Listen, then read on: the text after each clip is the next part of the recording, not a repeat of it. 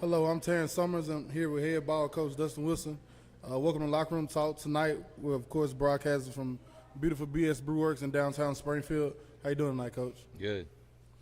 Last Friday night, the Jackets put on a show in the nest for senior night. Defensively, the Jackets were led again by senior linebacker Hayden Reynolds with 6 tackles, and Josh Philippe added 5. Freshman Jermaine Cobbins joined in on the great defensive performance with a pick, and the Jackets defense shut out Hunters Lane on senior night. Offensively, the Jackets put on another show. Sophomore quarterback Casey Wilson got the scoring started when he found the end zone from 7 yards out with his legs in the first. Woodson would go on to be 10 for 16 passing with 154 yards, 3 touchdowns. Jermaine Cobbins was on the receiving end of one of those touchdowns to gain his first career high school touchdown. Senior Jabraylon Ellis had another receiving touchdown, and Cameron Cobbins, 2 circus catches for touchdowns. Jackets blanked the Warriors of Hunters Lane 35-0 on senior night 2024 in the nest. Beautiful, beautiful ball game. Yeah, I think if you mention complimentary football the other night, it was it. You know, we take out that first possession where we went for it on 4th and short. You know, we converted on every possession, maybe with the first and the last one. But obviously the zero speaks for itself. But, you know, when you got 35-2, that means you were converting some extra points, just all the aspects of the football game doing good. And even some young guys there at the end getting stops. But, you know, if you're talking about a highlight of me is like having I told the reporters after the game there's 3 sets of brothers on the field. Obviously they were talking about the Cobbins one the first, because if you were just a casual fan watching, you saw Cam Cobbins make catches that are on TV on Saturday mornings when you wake up. And but then you had the 2 Reynolds brothers that got to play, and then the 2 Chapman brothers that got to play, and just family, Springfield High School football all the way down to the end when you got young kids there, and even a sophomore about to make a pick there on the last play of the game. But yeah, from start to finish, good stuff. If I were going to be picky, which I will be, wish we would convert that 4th and short, and the score may look a little bit different, but that's how senior nights are supposed to be. As I told you, I remember yours, and it was against Northwest. I can't tell you the score, but it was real similar. But we had fun, and that's what it's all about on senior night, is emotions are high, and them boys playing on Springfield High School football field for the last time. So it was a great night from start to finish, from kids with their parents out there on the field, and then they're out there with their parents on the field at the end. It's so much better when they're smiling and laughing. So great night for Springfield High School football. I always like to rub it in when great things are happening and people aren't in the stadium. So Yeah. I talked about that catch a lot. It was just a great atmosphere in the nest Friday night. It was beautiful. You know, like you said, very family, oriented. It was a straight whooping up by the Jackets. But defensively, it was beautiful. You know, coming in that game, I talked about that running back a lot, number 8. They put him in a wildcat look. They had him, in the backfield. They done a lot of things to get him the ball. I know they maybe got around the edge one time. I think 20-something, maybe 21. Don't quote me on that. But a team with a lot of speed. They had a lot of athletes on the field. Big up front defensively. They was going 5-man fronts. It was not, those kids were big, and to score 35 points, shut them out defensively. It's just beautiful, beautiful football by the Jackets. Yeah, it's one of the little unique things about our stadium. You got your everyday fans down there in the corner too, where Cam made that catch. So I think they knew it way before we did. Well, that just makes it special about our stadium. And then down there where all the kids that don't play stand at the concession stand in, where Cam and Jabraylon, caught their next, I guess, 2 and Jabraylon's first touchdown there late. But yeah, just a bunch of good stuff going on for senior night. And defensively, Jermaine kind of hit the scene, I guess, there at the end of the first half. And I ain't going to say selfish, but we got a little excited there trying to crack back and block and make our big hits. But that was a defensive score, too. So we played a lot of good football and a lot of athletes on the field. You know, special teams are not scoring, so special teams did good, too, keeping them out. Because every one of their dudes that had one of those single digits on, we saw pregame, and they were running around fast, and we knew they were athletic, and they were big up front. Yeah, we did a great job stopping them, and we did a great job converting and executing on offense. The Jackets with a beautiful 35-0 win over Hunters Lane in the nest for senior night 2024. We'll take a break, and when we get back, we have our player guest for this week, none other than senior Hayden Reynolds. You're watching Lockeroom Talk.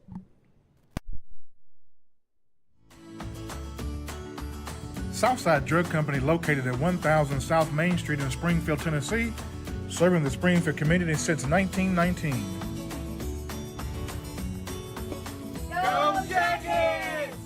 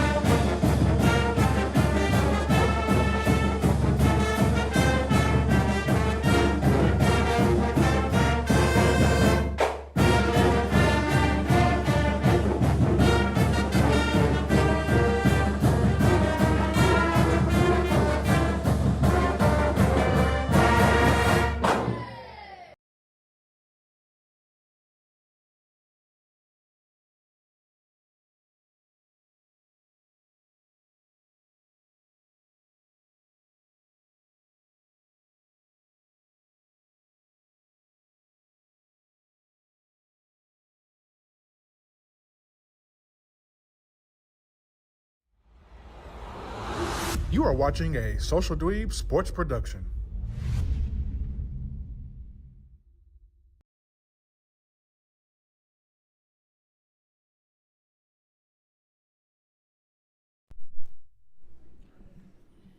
Welcome back to Locker Room Talk. I'm now joined by senior linebacker Hayden Reynolds. I'm gonna throw that fullback on there too, because you be doing. I've seen you blocking. Yes, sir. Fullback and linebacker Hayden Reynolds. 6 tackles Friday night on senior night. I know it was an emotional night for you, senior night, letting it all out, having a great time. Tell me about your journey through the SHS program. You know, JV football, former players you sit behind and learn from, any of that. So, remembering back to JV, I remember I did okay through JV, and then I remember there was one game that was like a turning point. So, Coach Buttram, remember him? He's not here with us anymore. I think we know that guy. Yeah, we know him pretty well. Yeah. He's not here with us anymore, but I remember he was pretty hard on me. And I remember one game, sophomore year, it was the last game, it was a Portland game. I had a pretty good game. I was in there pretty much the whole time, and I remember having a lot of tackles, and I remember one thing. He never told me good job, nothing, anything. He said he was proud of me at the end of the game. That's a big deal to me. But, you know, that was just a big point in my career. I remember that one real well. You can't be mad at Coach Buttram. He's a Cowboys fan. He's always angry. I know it. What was the key for you being successful Friday night? Like I said, 6 tackles. Of course, we see you do it on the offensive end, blocking. You know, you've been blocking all year for Hurst and Chapman. But what was the key for you Friday night on defense, stopping a very athletic Hunters Lane team?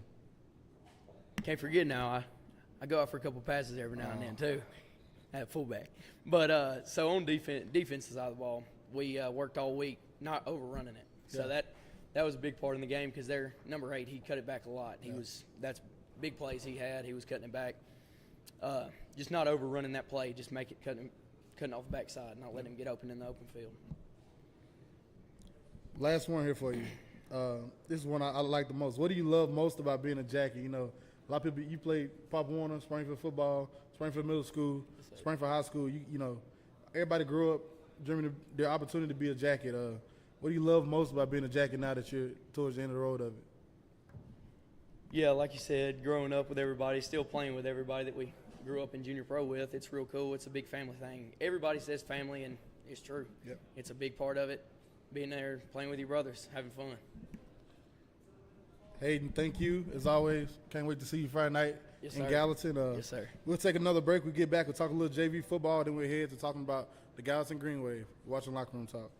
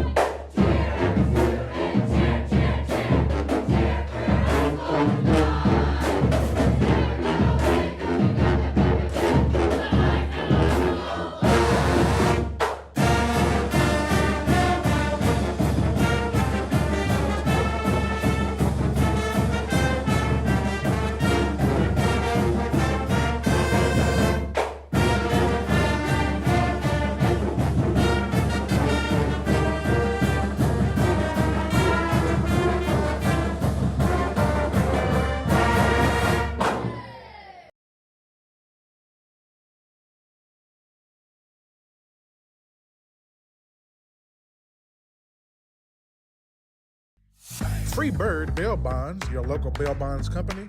Call Josh England today.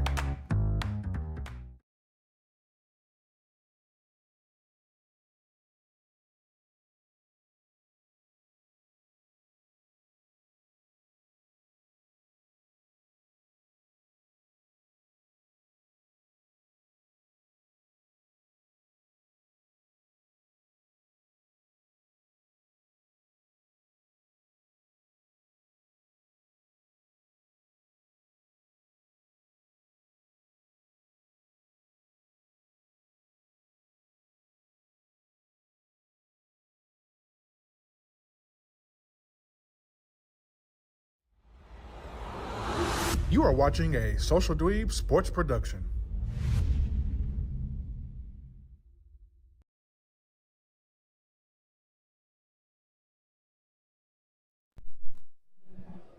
Welcome back to Lockeroom Talk as we film here today live from BS Brewworks in Springfield.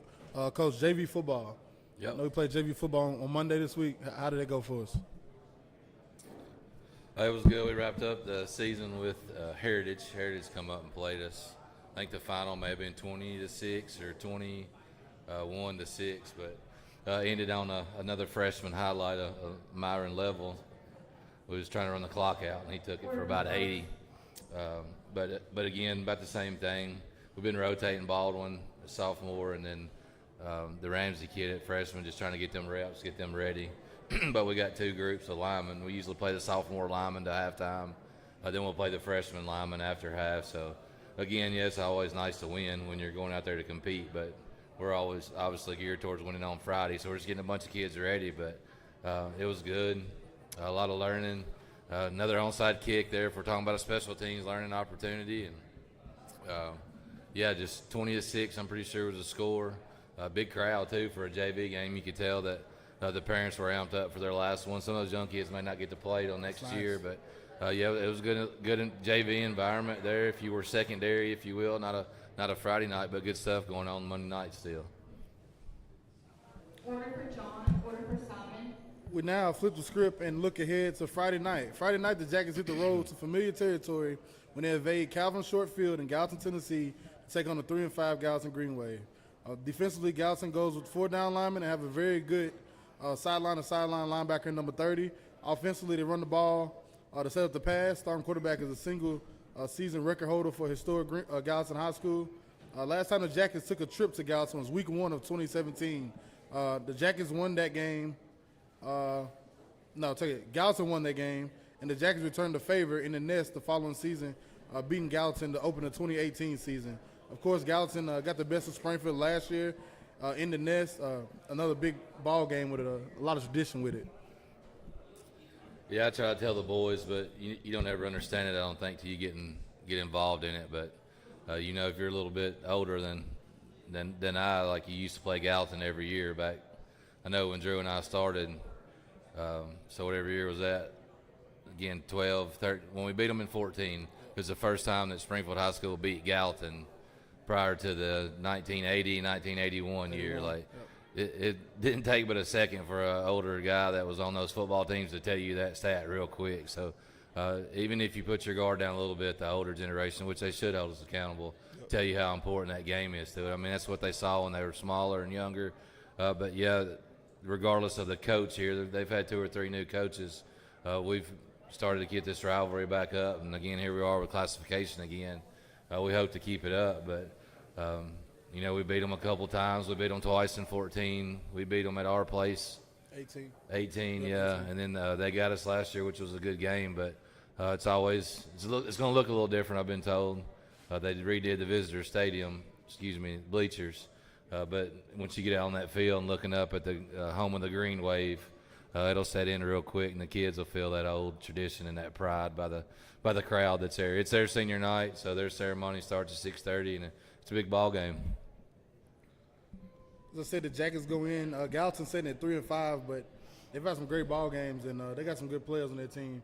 Like I said, defensively, I like number 30 a lot, Coach. Sideline to sideline, tackling machine, and the quarterback we saw last year. He just, he threw it around and finally got us at the end. But I thought it was odd when I looked at it. I was like, you know what? We played Gallatin, like you said, 14. You played them twice in 1 year. there, and then you play them at home, and then you turn around and you play them at home in 18, and then we played them last year at home. So this will be the first time we've been to Gallatin, like I said, since 2017. And this group of young guys, they've never been to Gallatin. It's going to be a great game, and like you said, it's their senior night, so they're going to be amped up, and they know about this rivalry just like we know about it. Yeah, it's going to be a great ball game.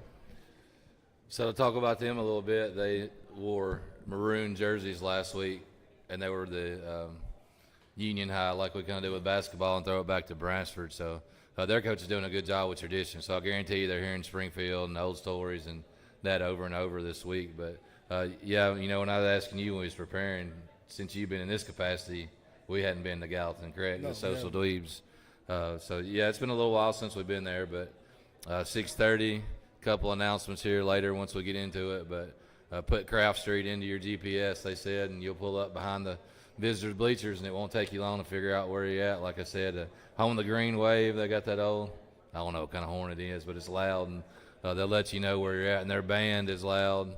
They'll play the whole time. It's an incredible 6A high school football environment, especially when you talk 3 and 5. Don't let that record fool you, because they play big schools each and every week, and got an athletes all over the field. So Springfield and Gallatin fired up for it, and hopefully the communities are as well. Gallatin, you know, this rivalry dates back to I'm gonna give you a little history, Coach. You know that. This dates back to 1926, the season before Coach Smith arrived in Springfield, and Gallatin wasn't even called Gallatin at the time. But anyway, even during the years that Coach Smith was dominating, you know, me and Chris doing the research and doing the history, even the years that, you know, Boyd Smith was undefeated or one loss, and Gallatin sometimes was down bad, maybe one win, and he would go to Gallatin and get a loss. So Gallatin would come here and maybe get him. Coach Smith had a great record against Gallatin, but it's like when this game happens, even in the 20s and 30s up until 2024, you can kind of throw the records out the window. It's going to be a good ball game. Yeah, that's good stuff. I told the boys to watch the show tonight. You throw out some history to us, but you know, I think there was a little gap there when we played, and scheduling's hard now. It's brutal, but really to get 2 people on the schedule, and now the disparity between 4A and 6A with us trying to get each other on schedule. But you know, going back to 14 when we kind of got introduced to how it felt when you beat them, and you really know who your fans are till you do something like that. So I just hope the boys that are on the team this year get a little taste of that, and we've been playing good ball, and hopefully we can keep trending upward here as we play a good ball game next week. And you know, going over to Calvin's short field, you know, just the boys, you know, wonder how many of them will Google that or ask that question or look at it. And we talk about boys all the time. I wonder how many times our boys hear Coach Short in a week. So a lot of tradition. Glad it's on the schedule, and just great things. As I said, this rivalry started in 1926. One of the biggest games in Springfield history was a big-time 7-6 Jackets victory in Gallatin against the great Calvin Short Green Wave of 1981. In the 1981 season, Springfield went to Gallatin and beat them 7-6, and that helped the Jackets secure the 1981 9 AAA crown that stood on the you know, the press box down at Boyd Smith Field up until maybe the mid-'90s when, of course, we started winning more district champs, so they took it down. But so what's that? And what's AAA? So that was their district? 9 AAA, yeah, that was the district. It was the toughest district in Tennessee high school football. Mount Juliet, Gallatin, Springfield, Franklin. You can go on and on. It was stacked. If you won that district or that region, 9 times out of 10, you were going to win state, which Coach Calvin Short did a lot. And I told you last year, you know, Calvin Short only lost, I think maybe not even 5 games his entire in that 80s run when they was winning state championships, and 2 of them came against Springfield in back-to-back seasons. So they know about the Jackets, and we know about them. Any coaches' announcements before we get out of here, Coach? Not nothing more than parking. Don't go over there and park. It's at their how do you say it? There's central office. So it's Sumner County central office. That's where you'll go to probably if you put Calvin Short in GPS. Park behind the visitor bleachers. You know, Go Fan Cash, all that's the same. They got senior night, so it starts at 6:30. But I don't think they said anything else. I got me a good list from them, so you can tell they're organized. None of that clear bag stuff at Sumner County. backpacks and footballs are not allowed. They put a little emphasis on football, so I think it might make my nephews there a little discouraged. But so no footballs or backpacks in the stadium. I don't know if that means a purse or not, but they're good people. They're ready to play us. They're looking forward to us. They was pumped when we called and wanting to schedule it again. But yeah, besides that, Springfield High School, Gallatin High School football game on Friday night should be a good one. I'm excited if nobody else is, Coach. All right. And like I said, we're here at BS Brewworks. It's been a great crowd every time we've been down here.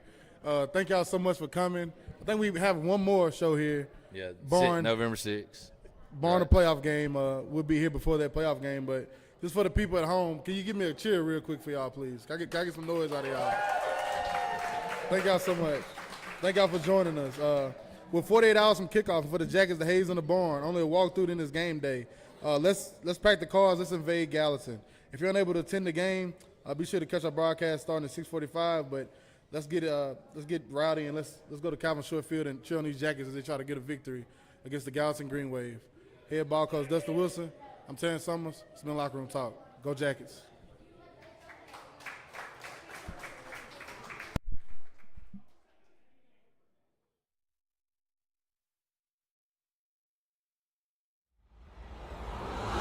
You are watching a Social Dweeb Sports production.